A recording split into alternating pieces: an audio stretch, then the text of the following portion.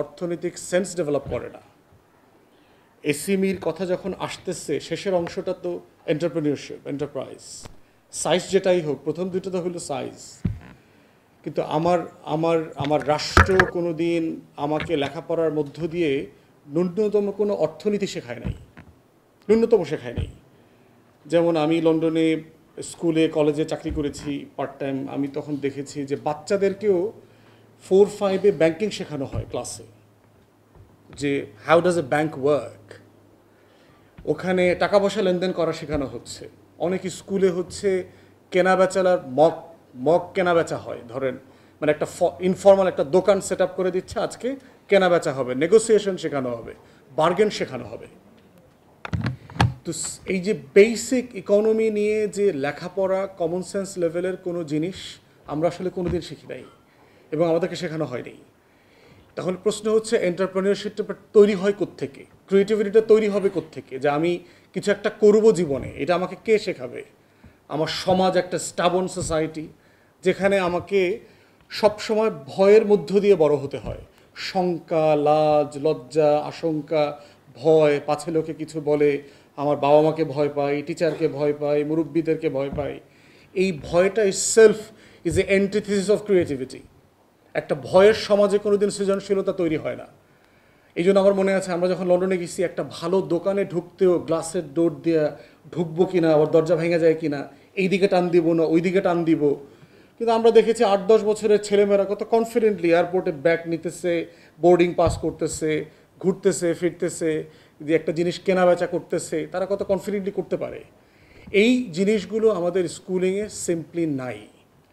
এবং দেখেন, না থাকার সংকটটা যেটা হয়েছে, যে পেট আবার একটা ডিফারেন্ট মেকানিজমে ক্রিয়েটিভিটি তৈরি করে। ধোলাইখাল যান, আপনার গাড়ি দেখে দেখবেন 10-12 বছরের একটা ছেলে একটা পিঁড়ির মতো চাকা লাগানো আছে, ওইটার উপরে শুয়ে সে পট করে দেখবেন গাড়ি নিচে ঢুকে গেছে। ঢুকে গিয়ে 10 মিনিট এদিক সেদিক করে দেবে, এসে বলবে স্যার আপনার এই সমস্যা গাড়িতে। ওই একই গাড়ি নিয়ে বুয়েটের ইলেকট্রিক্যাল অথবা মেকানিক্যাল ডিপার্টমেন্টে যান, আপনার কাছে বোকার মতো, বলদের মতো তাকায় থাকবে, ভাই এটা কী জিনিস, আমাকে তো এটা পড়ায় নাই এখনও, এটা নেক্সট সেমিস্টারে পড়াইবো, এটা 4th ইয়ারে পড়াইবো। এবং দেখেন, এই যে দেশের সবচেয়ে best and brightest out of the campuses আমরা বোকাশোকা বলদ হয়ে বাইরে হইতেছি। সিম্পলি আমি বহু লোক, এইটা নিয়ে আমি প্রচুর সমালোচিত হয়েছি। বহু সময় আমি জিজ্ঞেস করছি, ভাই একটা চাকরি লাগবে, একটা কিছু হেল্প করেন। আর আমরা যারা এখন কনস্টিটিউয়েন্সি পলিটিক্স করি, প্রচুর আসে। আমি তাকে জিজ্ঞেস করি যে ভাই আপনি কি জানেন, কি কাজ জানেন, মানে আমি কাকে বলবো? একটা ধরেন আপনি ধরেন সেলুনের কাজ জানেন, তাহলে তো আমাকে এটা জানতে হবে, নাহলে তো আমি এটা মুচির দোকানে পাঠাই দেবো সিভিটা। তো ভাই আমি তো ডিগ্রি পাস করছি। তো বললাম যে আমি জানতে চাচ্ছি আপনি আসলে কি কি জানেন, কাজ বলতে কি জানেন? বলে স্যার আমার তো পলিটিক্যাল সায়েন্স ছিল। তো ভাই বলতেছি আপনি কোন ধরনের চাকরি করতে পারবেন? বলে স্যার ম্যাট্রিক ইন্টারে 2টাতেই আর্টসে ছিলাম। তো ভাই আপনি কি লেখাপড়া করতেছেন? বলে স্যার আমার মাস্টার্স এখনও শেষ হয়নি। তাহলে এখন আপনি চিন্তা করেন, এই যে বিশাল মূর্খ টাইপের সার্টিফাইড মূর্খ জনগোষ্ঠী এই রাষ্ট্র প্রডিউস করে, এই প্রোডাকশনের মধ্য দিয়ে এন্টারপ্রাইজটা কি? Is the entrepreneurship of creating a bunch of perhaps hundreds of millions of ignorant, illiterate people. মানে আপনি তাকে প্রোডাক্টিভ করেন নাই তো সিটিজেনশিপে কারে। এই যে রিক্লেম দ্য রিপাবলিকের প্রশ্ন আসছে, এই রিপাবলিকটাই তাকে তো বোঝান নাই। What is the social contract? কী ছিল? Why we fought and why our generations forefathers had fought for hundreds of years. এই লড়াইটা কিসের লড়াই ছিল, সেটা তো কোনোদিন আমাকে বোঝানো হয়নি। এবং দেখেন, এই যে আমরা প্রায় সমালোচনা করি, আমরাও করি পাবলিক প্লেসে, গার্মেন্টস ইন্ডাস্ট্রিতে ইন্ডিয়ান, শ্রীলঙ্কানস, XYZ, ওরা আইসা মিলিয়ন্স অফ পিপল কাজ করতেছে, $2,500-3,000 বেতন নিয়ে যাচ্ছে, বিলিয়ন্স অফ ডলার বাংলাদেশ থেকে লুট হয়ে যাচ্ছে, আমার দেশের লাখ লাখ মানুষ বেকার।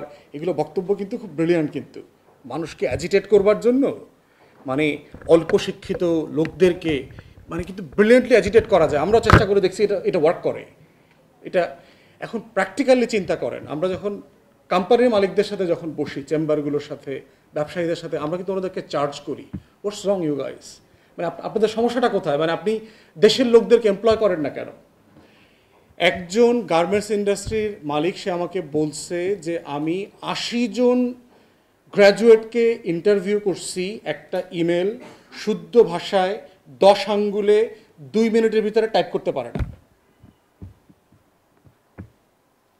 এখন আপনি কীভাবে চাকরি দেবেন? সারাদিন বিদেশিরা ইমেল করতেছে, আমেরিকা থেকে ইমেল আসতেছে, ইউরোপ থেকে ইমেল আসতেছে, আপনি টাইপ করতে পারতেছেন না, লেখা শুদ্ধ হচ্ছে না, রেসপন্স করতে পারছেন না, টাইম পাঞ্চুয়ালিটি ম্যানেজ করতে পারছেন না, অনেক সময় রাত 12টার সময় ইমেল করতেছে, আপনি ওয়ার্কিং আওয়ার ফলো করতেছেন না।